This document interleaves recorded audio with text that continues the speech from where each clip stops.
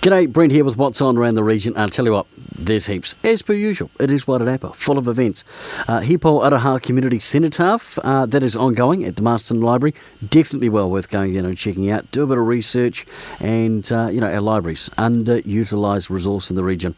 Trains at the park, Queen Elizabeth Park and also Cross Street Railway in Featherston. Do check the times. Definitely well worth doing. Great family fun.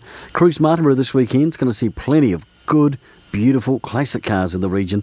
And of course, Friday is the R2R and Wairarapa Youth Council Colour Run, which is great. We welcome those in town for the New Zealand Cycle Classic and the Under-13s Cricket Tournament.